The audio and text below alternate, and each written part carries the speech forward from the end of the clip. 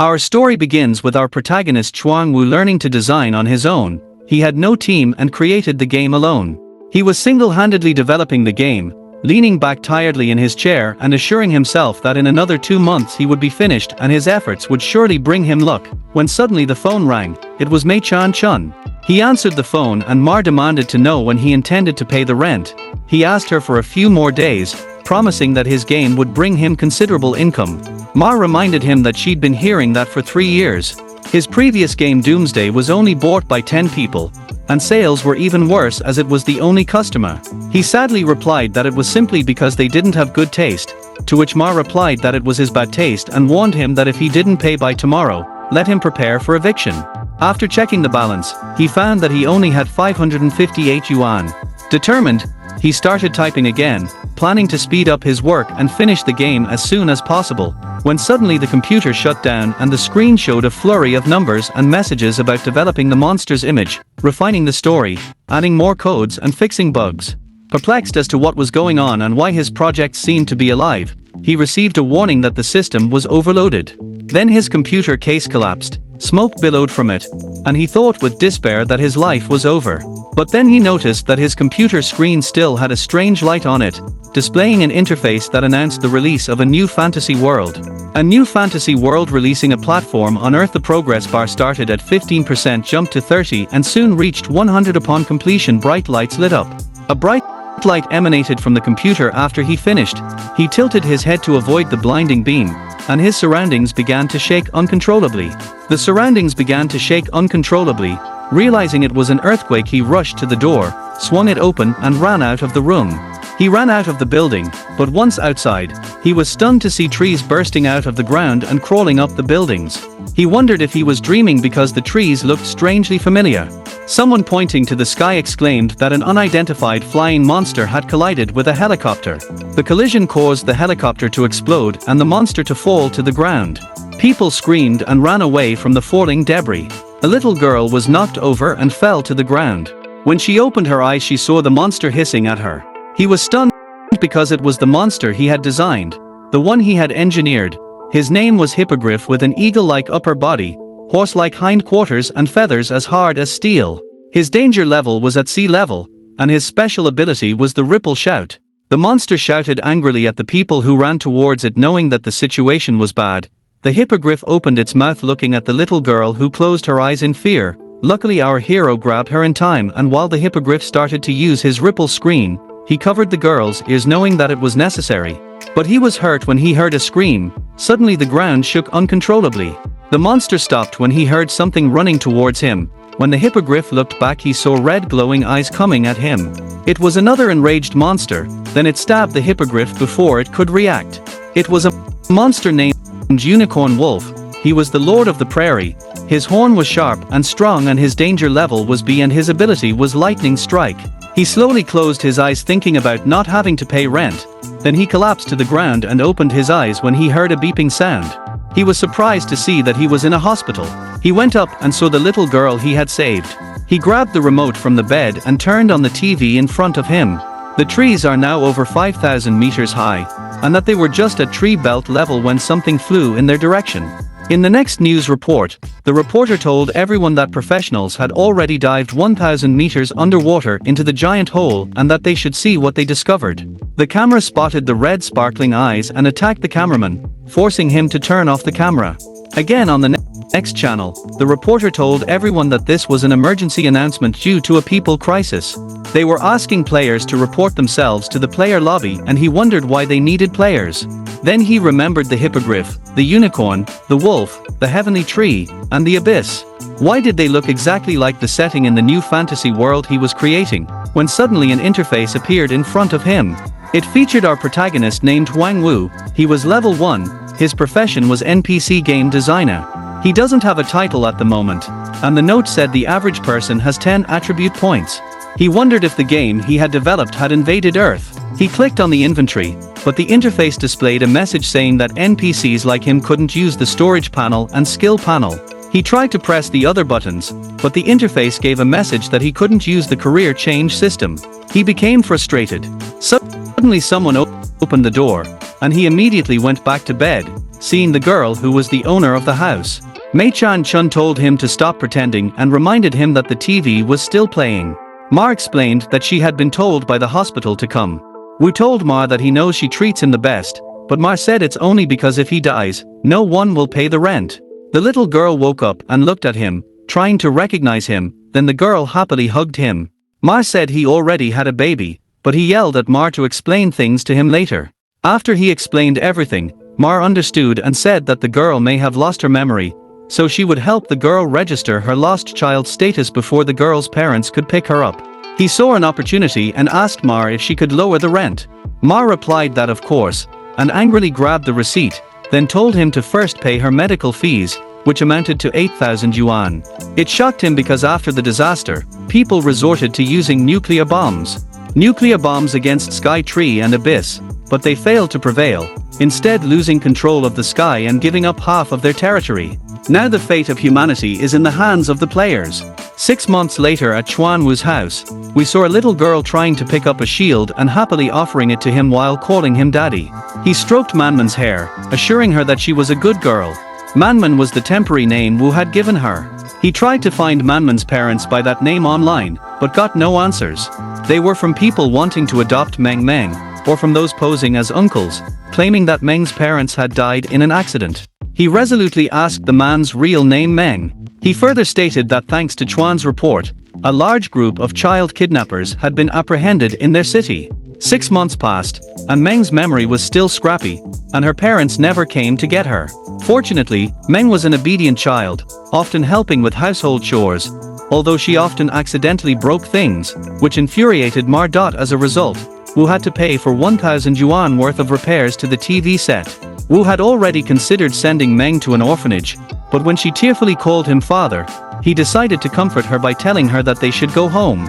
The new fantasy world consisted of 2 main areas of monsters: underground and wild monsters. The underground monsters were very formidable and the wild monsters were a bit weaker. Arriving at the prairie near the town, he placed the shovel on the ground and began digging, not stopping until he reached the hidden monster. Wu defended himself with his shield and with a tight grip on his shovel, he struck the monster, breaking its horn. At this point, a notification appeared on the screen that he had killed a jackalope.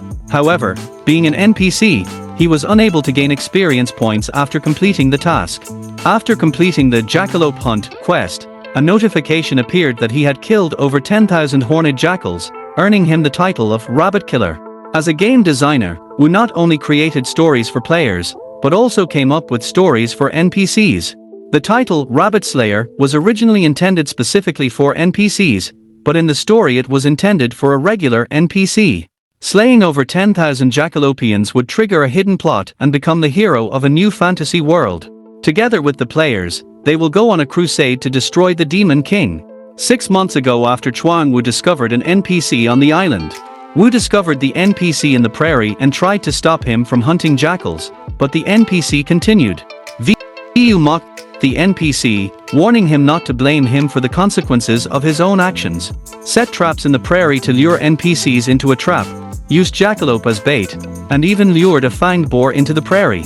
The creature attacked the NPC and knocked it back, causing the NPC to stop appearing in the prairie. The hero of the world was on the verge of being replaced. Later, many players of different levels gathered in the S-City player lobby, and Wu burst into the lobby holding a dead rabbit, which stunned everyone as he walked through the lobby. They discussed his title, Jackal Slayer, and criticized his cowardice for just hunting the lowest level monsters. Instead of venturing into the underground dungeons, Wu, not being a player but a game designer, was annoyed. Stopped at Lao Zhan's shop with spicy rabbit heads. Lao Zhan was known for his specialty, spicy rabbit heads. This item, once consumed, increased the player's movement speed by 5 for 5 minutes. He informed Lao that he had acquired the jackalope he was looking for, but Lao, whose business had not been doing well lately, offered him some rabbit heads. Lao gratefully accepted the plate of rabbit heads, forgetting that the girl, NPC Likuya, was watching him. He was surprised to see her. He was happy that a key character finally showed up, being a game designer. He knew that Likuya, like you, was not a normal NPC, but one of the few gods in the game, according to the story. After killing 10,000 jackals, Kiwi must consider him determined and strong-willed, thus blessing him to become a hero. To become a hero, he addressed Kuya as a goddess and asked her to bestow her blessing soon, but she asked why he had killed the rabbits, which she found fascinating, leaving him puzzled at Kuya's apparent deviation from his plan. Calling him a rabbit slayer in a rage, she grabbed his arm and scolded him for mass murdering the cute creatures, then threw him to the ground with force, spewing out her anger with kicks. Another player who noticed the commotion and recognized Kuya was too scared to intervene. They wondered if Wu had provoked her or harassed her in an inappropriate manner, causing her to be assaulted. Suddenly, a notice suddenly appeared, which showed that because of the jackalope massacre, he had been cursed by the goddess Likala. As a result of the curse, he was banished from the world, stripped of his human personality and turned into a demon.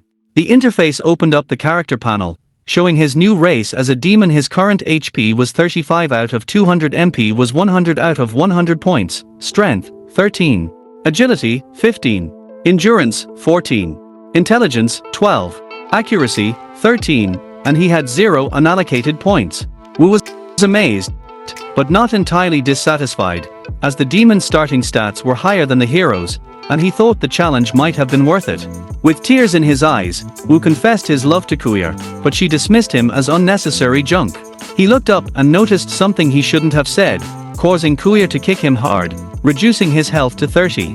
When he came to, he realized that becoming a player had unlocked previously unavailable features, which he was glad about.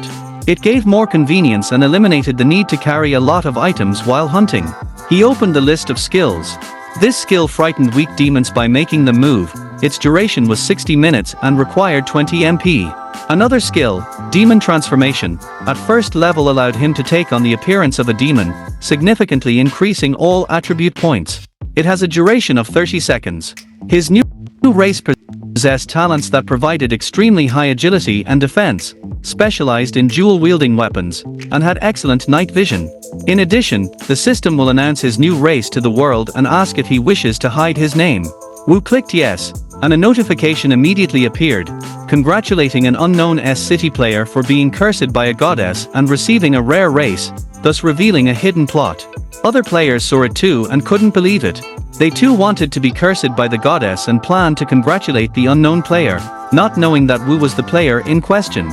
Some even wanted to bring their prayers to the goddess, much to Wu's amusement. Meanwhile, in the Player Management Association building in the president's chair sat Q from S-City Management Association. Also received the notice of the new race. He asked his secretary if anything serious had happened in their city recently. The secretary replied that the Thunder Dragon Guild in their city had recently cleaned up Li Binjian's B-rank underground dungeon. The secretary assured Li that to her knowledge, the Thunder Dragon Guild had not interfered in the city's affairs. That the guild has not interacted with either the Goddess, Cloud's Guild, or Blue Goat Guild and has not attacked any dungeons recently. Q inquired about unusual happenings in the player's lobby, and the secretary mentioned that a player known for hunting jackalope had taken umbrage. Jackalopes pissed off an NPC and was severely beaten when Q asked if it was related to a child named Chuan Wu.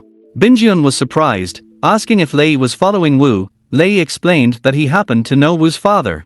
Then instructed Binjian to find Wu when she had time, as Wu was known to be afraid of dungeons. She offered to take him on the reserve team without confirming that she understood. Later on the prairie, he held 2 shovels.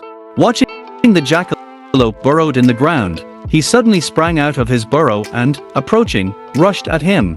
He deftly swung the shovel, bringing it down to the ground, and a notification popped up on the screen that he had killed a jackalope. Jackalope was killed and was given 10 experience points. He is now level 1 and has 10 experience points out of 100. He felt the satisfaction of finally gaining experience for past encounters with hordes of jackalopes. This time he only had to run, but he was ready to face them after turning into a demon. Attributes improved and the jackalope's movements began to seem agonizingly slow. When one of the jackalope attacked, he blocked it with ease, smugly reporting that his efforts were too slow. He could anticipate its every move and grabbed it by the ears. Grinning ominously as the jackalope collapsed to the ground, a subsequent notification showed that it had risen to level 2. He remembered his racial abilities and without thinking, he activated the demon intimidation skill. He defeated the defeated jackalopes and added them to his inventory, while simultaneously raising his level. Wu hunted the jackalope, and eventually his level reached 6. As his level increased and the experience gained from low-level monsters decreased, he came to the conclusion that hunting jackals had become pointless for gaining experience, and decided it was time to hunt high-level monsters. Although the original plan was for players to receive only one unallocated attribute point per level, in this world warriors usually increased their strength, assassins their marksmanship, and mags their intelligence. Pondering on what attribute to improve, when he looked up, a giant creature in the distance caught his attention, shocking him. It was the Jackalope King, a level 10 wild prairie boss with a horn as hard as steel, known as a D-level creature. The special ability was the bouncing crash. Looking at her as she devoured the boar, Wu felt a jolt of fear. Was the first boss he created for new players in this fantasy world. With his high HP, elastic skin, and terrifying speed, the only real strategy for beginners and low-level players was to use a bow to attack him from a distance.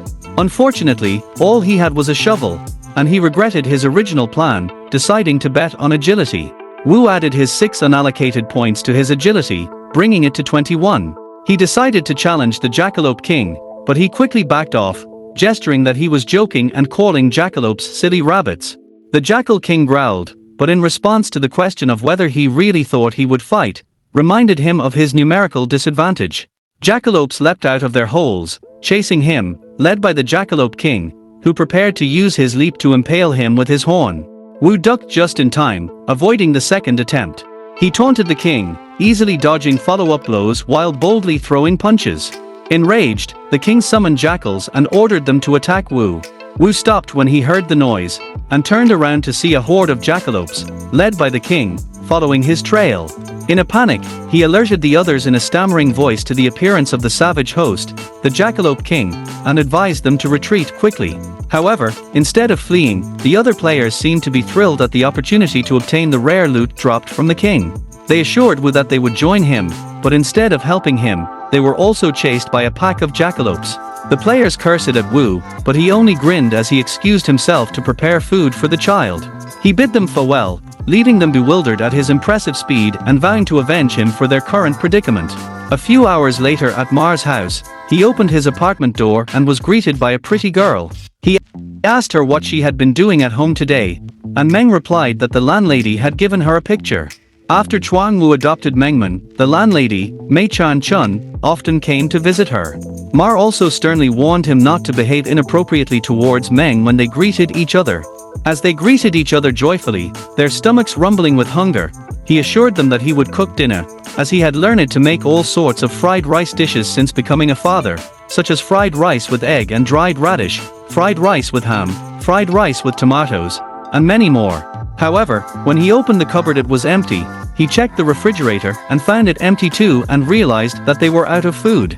Meng saw her father's disappointed look and tugged at his shirt. She cheerfully told him she wasn't hungry, and as he watched her, he remembered that for the past 6 months, Meng's diet had consisted of nothing but mustards. For the past 6 months there has been nothing but mustard and rice, white sugar and porridge, and 1 loaf of bread for 2. He apologized to Meng, realizing with a heavy heart that she hadn't lived a good life since he had adopted her. He asked if she wanted to eat fried chicken, to which Meng happily replied that she did, but her joy faded as she remembered something and told Wu that she didn't want to. When Wu asked why, she explained that if they spent too much money, he wouldn't be able to pay the rent. He assured Meng that they could afford a lavish feast today, even though he only had 121 yuan in his balance. He assured Meng that from this day forward they would bid farewell to poverty. He ordered a set of chicken, which cost 120 yuan. He knew that in the post-disaster world, the player had become a universal idol, and many people admired him. These people had either strong physiques or inexplicable healing abilities. But most importantly, they were all rich, and as long as they had a player ID, they could enter the dungeons. He also knew that unlike wild monsters, subterranean monsters dropped monster crystals. A level 1 monster crystal could be exchanged for 500 yuan, a level 2 crystal could be exchanged for 1000 yuan, and a sea-level monster crystal could be exchanged for 2000 yuan, and this made him believe that by becoming a player, he could also become rich. Soon there was a knock at their door and a silver arch family meal was brought in, which Wu and Meng ate with tears in their eyes. When night came, he put the sleeping woman to bed, carefully putting the blanket over her. He heard her mumbling happily in her sleep about how wonderful the fries were, then went back to his computer and checked the chat forum, where he saw the news that the Jackalope King had appeared in the suburbs at 4 p.m.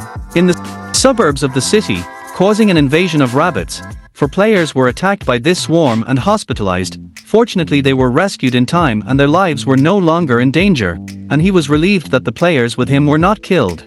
If they had died, he would have been tormented by guilt. To the players, Wu was akin to a god, but sometimes there were accidents, such as the one where 50 people entered the dungeon and only 2 survived. According to one survivor, the team leader relied too much on the dungeon guide and failed to adapt.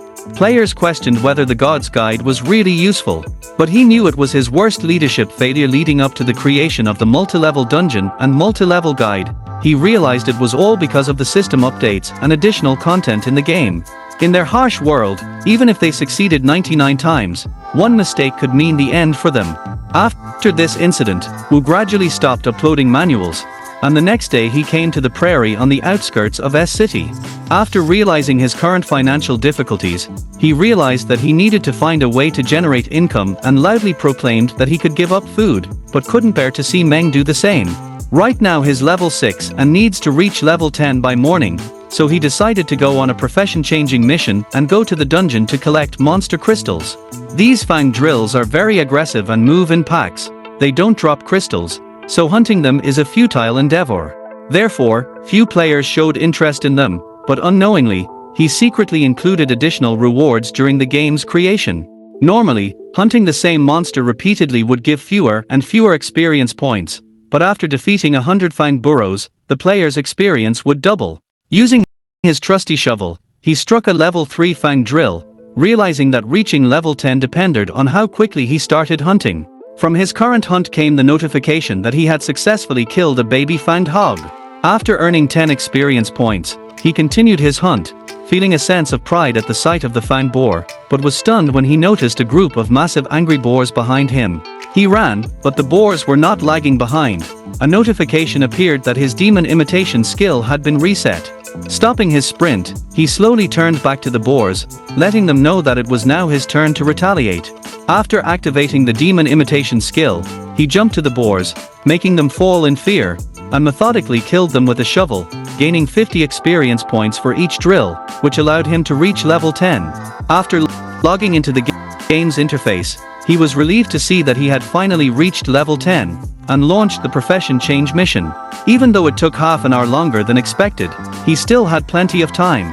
The profession change task was to clear the demonic wolf dungeon located on the north side of the heavenly tree within 60 minutes. The demon wolf dungeon was a level E dungeon suitable for teams of 5 players who had already changed professions and had leveled up. In this new fantasy world, there were 2 types of dungeons. Dungeons are fixed and dungeons are random. Fixed dungeons had a specific location and a physical gate through which monsters could not escape the dungeon, and after players cleared these dungeons, they would reopen. On the other hand, random dungeons were spatial cracks that could randomly appear in a desert or city if left unopened for a long time. If left unsaid for too long, monsters can come out of them and invade Earth. He felt that the complexity of the career change mission was hellish and suspected that the system had deliberately targeted him after humanity had unleashed nuclear weapons. A circular protective shield was formed on the celestial tree, blocking all technological devices.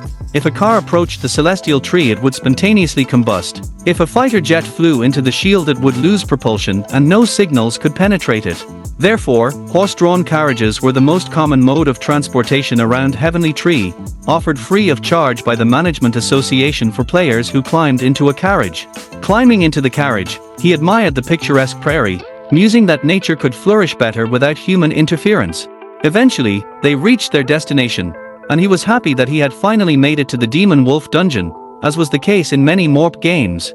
Some players stopped their level growth to help other players in exchange for money. In exchange for money, these players advertised themselves as a team of porters and promised to provide crystals and gear. Realizing that he needed to complete the task within the hour, he thought about hiring a few players to help. One of the players informed him that they had an open seat and asked if he would like to join. When he inquired about the cost of the trip, the player replied that it was RM20,000 for the trip with the promotional offer. The 6 rides for the price of 5 price stunned him and he declined, whereupon he noticed the group he had seen earlier. Their levels seemed to have risen and they were equipped with superior gear. 19 approached him, causing him to panic and hastily open his inventory. He had to make sure they didn't recognize him. Shinzin mentioned that their team consisted of 4 players and they needed 1 more. He then asked if if you would like to join them. He raised his head while wearing a mask, causing Shinjin to ask why he was wearing it. He explained that he is a miner who mines crystals for monsters in dungeons, and doesn't usually participate in battles. Shinjin assured him that his profession was not a problem and he could join them. Shinjin also mentioned that the loot of the equipment would be divided among the 4 original members, but they would distribute the crystals equally with him or keep the crystals. He considered the levels and equipment of their teams to be as good as those of the Porter teams, and concluded that an alliance with them was beneficial. He agreed to Chenzin's suggestion. Together, they opened the dungeon gates, greeted by pitch darkness as the heavenly tree blocked all technology. The celestial tree blocked all technological devices, and they relied on flashlights instead of flashlights. Taking the torches in hand, they moved further into the dungeon, and then he activated the demon's eyes and they noticed glowing crystals embedded in the ground and walls. A level 18 player really wanted to collect monster crystals, but Chen warned him against it. A wolf appeared out of the darkness, its red eyes glaring hostilely at them. A level 12 armored wolf demon. Shinjin warned his team about the armored wolf demons and ordered them to prepare. They prepared to fight. One of the wolves lunged to attack them, but they released an arrow and hit it just as Chen Zun was approaching it. Chen Zun subsequently decapitated it. Another wolf pounced on Chen Zun, but fortunately, Kiwi Zhen released her magic in time and hit the wolf before it could attack Chen Zun. Shinzin informed his team that both demon wolves had been destroyed and advised them to recover. Before moving on, he turned to Wu, warning him of the danger and suggesting that he stay behind. After that, Shinjing's team continued moving, leaving him with the thought that even though Chenjing's group had good equipment, they wouldn't be able to clear the dungeon of the demon wolf in an hour. He started digging with his shovel. Knowing that the boss was very close to the entrance, right underneath it, his shovel reached the dungeon in a minute. He went down underground using a rope, but as soon as he stepped on the ground he was met by a wolf looking up. The wolf lunged at him. Luckily he dodged it but took 10 points of damage from its sharp claws. He looked back and saw that the wolf had collapsed to the ground. He opened his inventory, knowing he had to use it at times like this. Then he showed the wolf the dead jackalope, surprising him, and the wolf's ferocity was immediately replaced by puppy-like behavior. He tossed him a rabbit. Knowing that armored demon wolves living in dungeons don't eat well and are irresistibly drawn to jackalopes, he took his chance and began stabbing continuously at the wolf's armored belly, knowing that its weak point was its belly. A notification appeared on the screen that he had killed an armored demon wolf and gained 100 experience points. He was glad that he had gotten a lot of experience and was also able to get a crystal, and decided that he needed to level up. Suddenly he heard something approaching from behind. Turning around he saw a pack of wolves heading towards him, about to attack him. He immediately jumped on the rope, shouting that he had forgotten that the smell of jackalope attracted demon wolves. He quickly climbed up the rope saying goodbye to the wolves, and when he got to the top he told the wolves that they couldn't follow him, but the wolves ran away and he wondered why they left. He saw that they had surrounded Chenzin's group, but he figured that since they were able to survive the Jackalope King's attack, demon wolves shouldn't be much of a problem for Zero. Zhang aimed an arrow and released it, hitting the wolf in the eye. But before Chen Xin could reply, the wolf that Zero Zhang had injured fell to the ground and bit his arm. Looking closely, he saw that the wolf was in berserk mode. Chen Zun swung the wolf attacking Zero Jun and shouted to his group to attack. Chen Jin called out Jin Yun Kang and ordered him to heal Zhao Zhang first, to which Yun Kang immediately obeyed, after which Chen Jin approached Kiwi and ordered her to throw explosive fireballs at the wolves.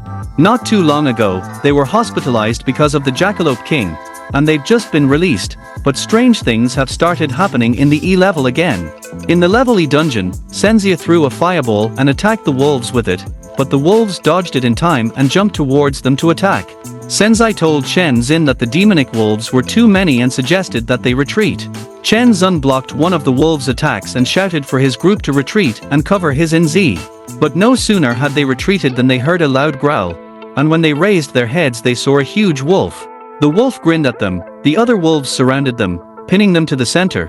Yun Kang told his team with fear that they were doomed. They are doomed. And Zero Zhang asked his team if that huge wolf was the leader of the demonic wolves on the second floor of the gatekeeper. On the other hand, Wu was relaxedly digging in. He was happy because the boss's room was right below him, but he stopped when he heard a loud growl from the second floor. The four of them have good equipment and should be fine, but he decided to take a look because he knew the mission could wait, but it would be bad if Chenzin's group died. He remembered he almost caused their deaths. Quietly walking over to where the growling was coming from, he saw that Chenzin's group was surrounded by wolves. He was about to help them by luring out the leader of the demonic wolves, thinking that they would be able to deal with the remaining armored demonic wolves, when suddenly, Chen Zun revealed a weapon flickering brightly. An artifact known as the Fire Lizard Madness Flame Dagger, a level D artifact that imbues the wielder with flame. Its effects increase defense and recovery speed by 50 and last for 60 minutes. It is only available to players at least level 20. A rare item dropped from an underground dungeon boss that usually disappears after a single use. Yun Kang pointed out that if others found out that they had used a level D artifact in a level E dungeon, they would ridicule them mercilessly, but Xingjin replied that they should wait until they had survived the ordeal to discuss it. Wu admitted that they didn't need his help. He knew that a level D artifact could fetch at least 500,000 at auction, but he had it saved for last resort. Shinzin's group was the first to use a level D artifact in a level E dungeon. Counting down the time to complete the task, Wu noticed that there was only half an hour left and he needed to act fast. He finished digging the last underground passage and cautiously climbed down. When he landed in the room of the Demon Wolf dungeon boss, he assessed his opponents. The first monster two-headed wolf Thors was a level 20 demonic wolf. It was an E-level creature with a special ability known as Tearing. The second creature, a boss monster named Half-Beast Luke, was level 25 with 2000 HP once Half-Beast. The leader of the Beastmen, Luker, was corrupted and assumed the role of dungeon boss of the Wolf Demon Dungeon as a rank D creature. His weapon of choice was a large axe. To make exploring the new fantasy world more exciting, Wu has placed checkpoints throughout the game. However, Wu dug a hole right in the boss's room. He opened his inventory and found a roasted piglet, combining it with sleeping mushrooms, strong sleeping pills and alcohol. He took a sleeping pill. Slowly and purposefully he walked over to the slumbering two-headed wolf and placed it next to the wolf and hastily retreated. Awakened by Wu's movement, the wolf was stunned by the sight of the roasted piglet. One of its head greedily gnawed into the food, while the other got angry and bit its coley egg. While they were bickering, Wu pondered whether he should have brought 2 roast pigs, quietly praying that the noisy argument wouldn't wake up the boss. After a few tense minutes, the two-headed wolf collapsed to the ground, anticipating the soon-to-be effects of the sleeping pills. Wu calmly approached the half-beast half-human Luker, knowing that despite having less powerful physical strength compared to the wolf, he maintained control thanks to his great level D actions and tornado dance skill. The weapon called the half-beast Great Axe had an attack power range of 35 to 50. The special ability is Tornado Dance, with a recharge period of 30 minutes. It belonged to the chief of the Beastman tribe, but after Luke became corrupt, he stole it and carried it away from the tribe. The weapon required a level 25 level of use. Wu snuck up on the axe, muttering about wanting to stab himself, but froze when the boss woke up and quickly hid the axe in the inventory. The boss prepared his fists, aiming at Wu, who managed to dodge. Fearing a powerful attack, Wu realized that a direct hit could cost him half his health. The boss made another lunge, Wu dodged, and then ran away, begging for a respite to apply his buffs. He opened the inventory and ate the spicy Lorjiang rabbit head to increase his speed by 5 minutes. 5 minutes, then activated the titular skill, Rabbit Slayer, increasing his berserk power for 10 minutes. With a wave of 2 shovels, he turned to face the boss, announcing that the chase was over. As the enraged boss approached him, a notification popped up on the screen that there were only 14 minutes left to complete the mission, and he realized it was time to act. Preparing to attack, they stood face to face while the two-headed wolf slept peacefully off to the side. The creature let out a fist to attack him, but he deftly blocked it. The creature dealt 15 points of damage to him. He quickly realized that the damage dealt had no effect. To defeat the monster he needed to deal 200 hits of the same strength. For the team, this task would not be difficult if there was a warrior who could absorb the boss blows and provoke him, while the rest of the team could continuously attack. But at that moment, Wu was alone, and he didn't have time to provoke the boss. The beast picked up a large stone from the ground and threw it at him. He couldn't dodge it, the rock was too fast. He hit it and took 60 points of damage, leaning against the wall. He was surprised that the boss had a throwing skill. It seems the system had changed the beast. It wasn't the boss he knew. The creature grabbed the chain of the two-headed wolf. He couldn't understand why it had stopped attacking him, but suddenly the half-beast, half-human Luker slapped the wolf several times. Wu scolded the boss for cowardice. He was fighting him alone and he wanted to call a teammate for help. Looking at his remaining points, he realized that he couldn't let it wake up the two-headed wolf, but even if he put all his remaining points into strength, it wouldn't help much. He still needed to survive, so he took a risk by putting all his remaining points into agility. He thought that he was now the most agile level 10 player and ran towards the boss, hitting it with 2 shovels. Dealing him 18 and 20 points of damage, the beast roared furiously, attacking him with its sharp claws. He accurately rolled into the air to dodge the attack, extinguishing the torches in the process. It was a false attack to extinguish the torches, as in the dark his demonic eyes gave him a significant advantage. Turning around to block his attack from behind, frustrated that he could still feel his attack, he twisted in the air, yelling that the fight wasn't over yet. He slashed and stabbed at the neck, dealing 130 points of damage, hitting the weak spot. The beast's HP dropped to 1817 out of 2000. The creature hit it back, but it quickly disappeared as it looked back, a shovel flying at it. When he looked back, he launched the shovel at him and hit him in his weak spot, his kneecap, slowing him down. Seizing the opportunity, he hit his other weak spot, his eye, reducing his vision and dealing 120 points of damage. Stepping back, the beast collapsed to the ground. Thinking about how effective his stealthy attacks were in the dark, he ran towards the creature to continue his attack. He rushed towards the creature to continue his attack, but it reached for the chain lying on the ground, swinging it around in a fit of rage. Unfortunately, the chain hit him in the stomach, knocking him to the ground. He took 75 points of damage, leaving him with only 100 of his 250 HP. Painfully, he opened the inventory, cursing with anger, and grabbed the medicine. Just as the creature attacked again, he triggered the system that warned him that the creature was adapting to the darkness. He drank a mid-level healing potion that restores 100 HP for 10 seconds. When the recovery was complete, he stopped running and stood face to face with the beast, ready to continue his attack. He jumped up and hit it on the head with the shovel, continuously hitting him in the face with his shoulder, arm, and chin until his HP dropped to 650 out of 2000. Suddenly, a notification appeared in front of him that the half-beast boss Luker's HP had dropped by a third and he was going into berserk mode. After a few seconds he went into berserk mode and a notification popped up on the screen warning him that he was blocked. He quickly launched his fist in an attempt to hit him. He blocked the blow with his shovel, but the shovel shattered, and a fist hit him right in the stomach, knocking him backward. He slammed into the wall, taking 100 points of critical damage. Although he was badly hurt, he realized that another hit could prove fatal. As suddenly a fist was above him, ready to deliver a fatal blow, but he rolled aside in time. He then stood up and ran, taunting his opponent, claiming that he too could enter berserk mode. Opening the notification, he saw that he only had 4 minutes and 30 seconds to complete the task, and the berserk skill would be ready in another 12 seconds. Activating his trump card, he selected the demon race transformation skill, and gradually he was enveloped and turned into a demon. His stats temporarily increased by 20%. The transformation only lasted 29 seconds, but in that time, his energy overflowed, and he believed that in his demonic form, he could even defeat a level 30 player by himself. Wu had turned into a monstrously huge and formidable beast. He was picking up rocks and continuously hurling them, but Wu was just calmly walking towards him when a massive rock was about to hit him. He caught it with one hand and crushed it once, then asked the beast Luku if he was ready for the upcoming beating by leaping into the air. In mid-air, Wu shortened the distance to Luker's beast, taunting him, telling him to try his serious punch. Each hit dealt between 130 and 170 damage to him. He knew that he had tremendous power, but its duration was very short, only 30 seconds, and if he didn't manage to defeat boss Luker in that time, things could turn upside down again, so he couldn't let his opponent recover. Meanwhile, on the second floor of the dungeon, Chen Zun and his group were lying down without any strength. Zero Zhang was expressing relief at their victory, while Gen Zia warned that her magic wand was on the verge of breaking, when suddenly, a loud roar caught them off guard.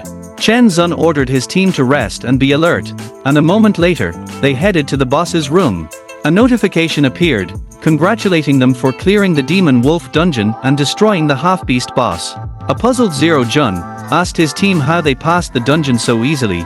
On the other hand, in the dungeon boss room, Wu raised his level 3 times and was congratulated for completing the Demon Profession Change task.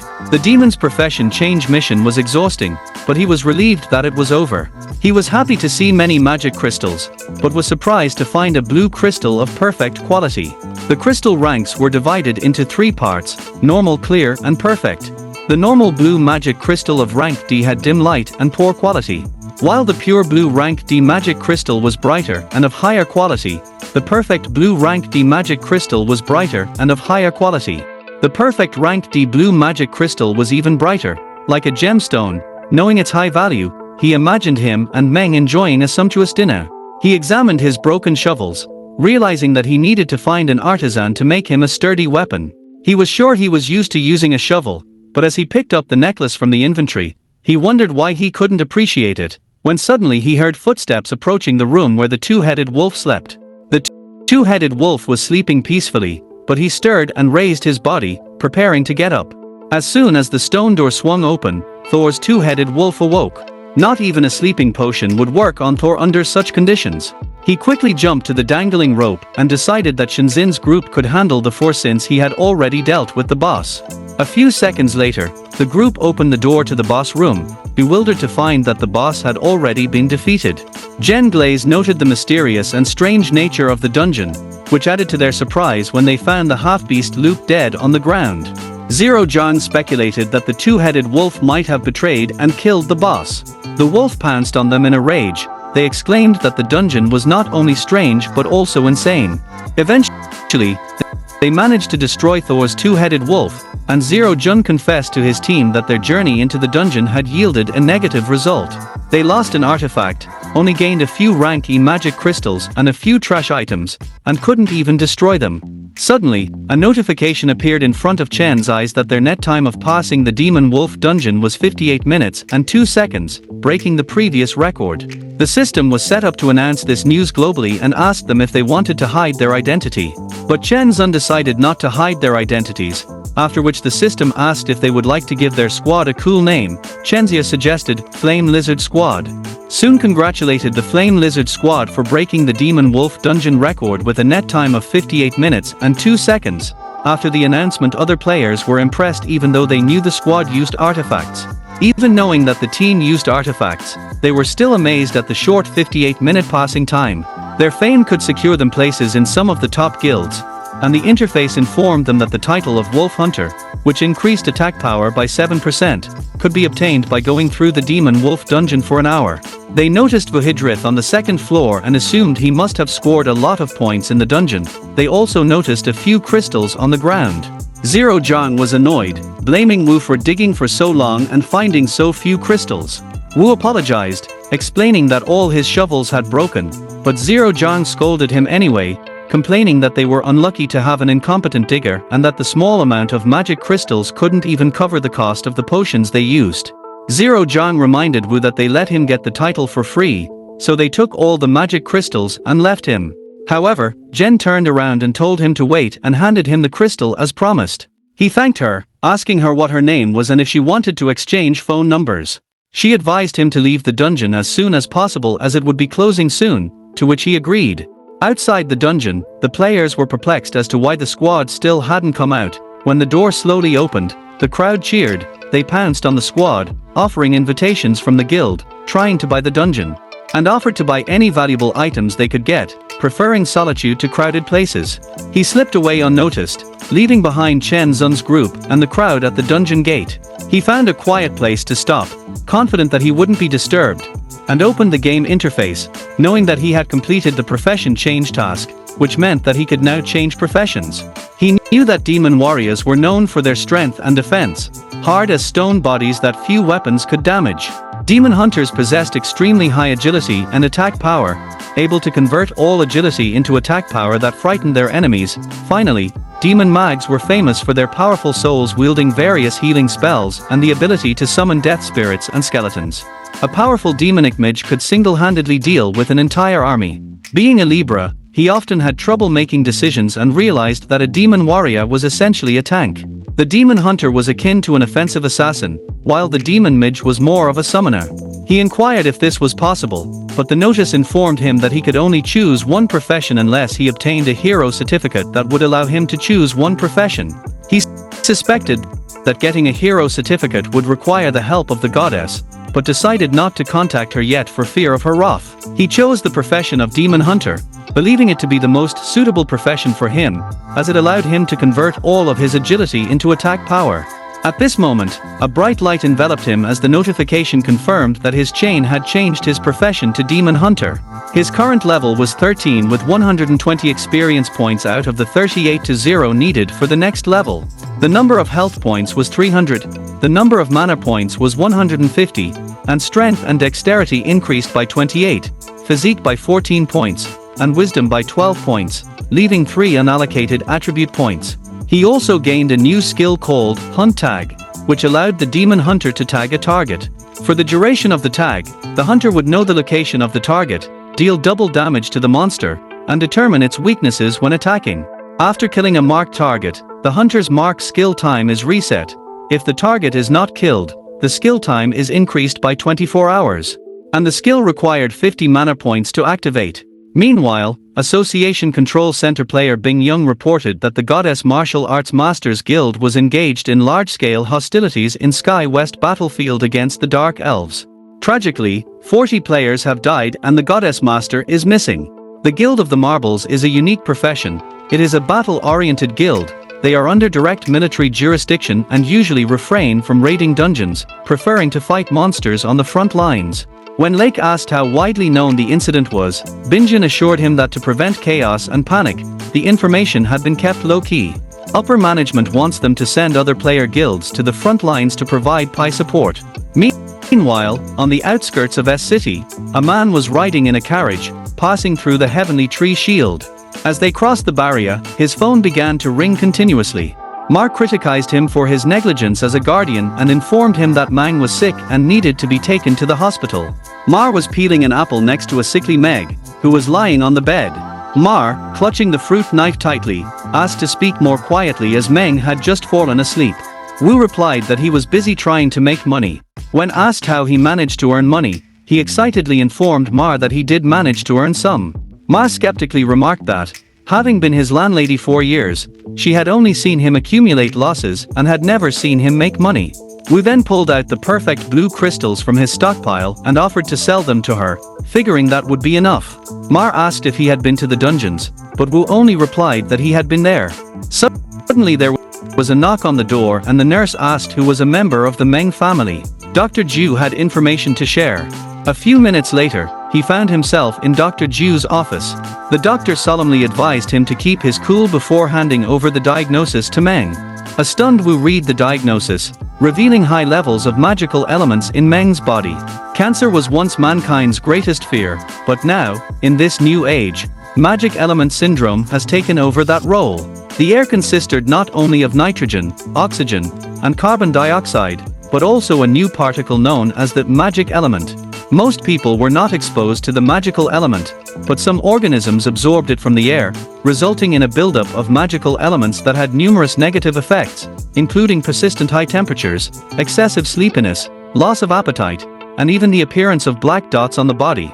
The doctor informed Wu that current medicine could not cure the syndrome, only protective treatment was possible, but considering that Meng's body had 10 times more magical elements than a normal patient, he feared that even that might not be effective. A devastated Wu sat down on the bench, clutching Meng's diagnosis in his hands. He realized that keeping Meng alive was already a miracle, but he knew he couldn't give up so easily. He decided to raid the burial ground where he could find the Tears of Lasso, a rank S item that could cure all diseases, named after the goddess of light and hope, rumored that her tears could cure any ailment.